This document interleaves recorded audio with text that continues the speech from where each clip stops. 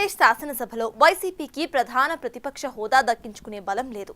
కేవలం 11 సీట్లకే పరిమితమవుతున్న ఆ పార్టీ ప్రతిపక్ష హోదా డిమాండ్తో అసెంబ్లీకి డుమ్మా కడుతూ వస్తోంది. కానీ బలం ఉన్న శాసన మండలికి మాత్రం వైసీపీ హాజరవుతుంది.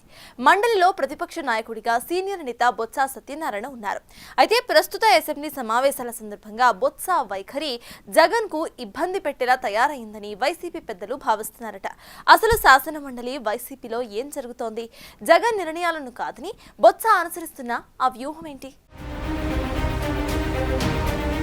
వైసీపీ పెద్దల్లో శాసన మండలిలో ప్రతిపక్ష నేత బొత్స సత్యనారాయణ వ్యవహార శైలిపై చర్చ జరుగుతుందని టాక్ గట్టిగా వినిపిస్తోంది. అసెంబ్లీ సమావేశాల సందర్భంగా మండలి ప్రతిపక్ష నేత బొత్స సత్యనారాయణ తీరు జగన్ ను ఇబ్బంది పెట్టేలా ఉందని వైసీపీ నేతలే అంటున్నారట. ఉద్దేశపూర్వకంగా జగన్ కు సమస్యలు సృష్టించేందుకు బొత్స కుట్ర చేస్తున్నారని అనుమానిస్తున్నారట. శాసన మండలిలో చోటు చేసుకున్న పరిణామాలే దానికి నిదర్శనంగా భావిస్తున్నారట. కేంద్ర ప్రభుత్వం అత్యంత ప్రతిష్టాత్మకంగా భావిస్తున్న జీఎస్టీ సంస్కరణల విషయంలో వైసీపీ స్టాండ్ చాలా క్లియర్ గా ఉంది. జగన్ జీఎస్టీ సంస్కరణలపై ఆహో ఓహో అని ట్వీట్ చేశారు. కానీ బొత్స మండలిలో జీఎస్టీ అమలు విషయంలో కేంద్రాన్ని ప్రశంసిస్తూ చేస్తున్న తీర్మానాన్ని వ్యతిరేకిస్తామని ప్రకటించడంతో అందరూ ఆశ్చర్యపోయారట. సభలో ఆయన జీఎస్టీ తీర్మానానికి అనుకూలంగా స్పందిస్తారని అందరూ అనుకున్నారు. కానీ ఆయన వ్యతిరేకించబోతున్నారని తెలిసి పైనుంచి ఒత్తిడి రావడంతో వ్యతిరేకించలేదంటున్నారు. అలాగని బొత్స సత్యనారాయణ తీర్మానాన్ని సమర్థించలేదు. చివరికి బయటకు వచ్చిన ఆయన ఇడ్లీ దోశలపై జీఎస్టీ క్లాట్ ఇవ్వకపోవడాన్ని ప్రశ్నించడంతో ఆ కథ ముగిసినట్లయిందట.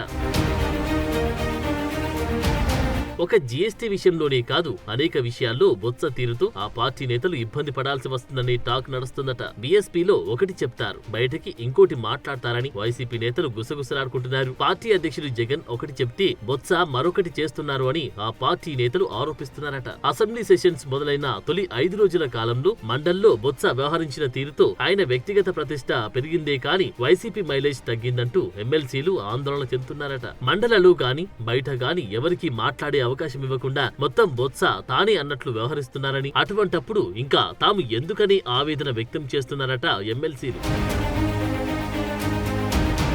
మండలిలో ప్రభుత్వ కూటమి కన్నా ప్రతిపక్షానికే ఎక్కువ బలం ఉంది. దీంతో శాసనసభకు వైసీపీ డుమ్మా కొడుతూ ఉన్న మండలి సమావేశాలు అంతో ఇంతో సజావుగా సాగుతున్నాయి. ఇలాంటి సమయంలో ప్రభుత్వం ప్రవేశపెట్టిన అంశాలపై చర్చల్లో భాగంగా కొన్నింటిని వ్యతిరేకించడం, మరికొన్నింటిని వాకౌట్ ద్వారా బహిష్కరిస్తున్నట్లు వైసీపీ సభ్యులు ప్రకటిస్తున్నారు. దీంతో పార్టీ స్టాండ్ లో భిన్నాభిప్రాయాలు ఉన్నాయనేది ఎస్టాబ్లిష్ అయిందని టాక్ నడుస్తుందట. కేంద్ర ప్రభుత్వ విషయంలో జగన్ చాలా ఆచితూచి వ్యవహరిస్తున్నారు. ఉపరాష్ట్రపతి ఎన్నికల్లోనూ ఎన్డీఏ అభ్యర్థికి జగన్ మద్దతు ప్రకటించారు. దీంతో కేంద్ర ప్రభుత్వానికి సంబంధించిన కొన్ని అంశాలపై జగన్ నిర్ణయాలు కొంత ఇబ్బందికరంగా మారాయనే టాక్ ఇంటర్నల్ గా నడుస్తోంది.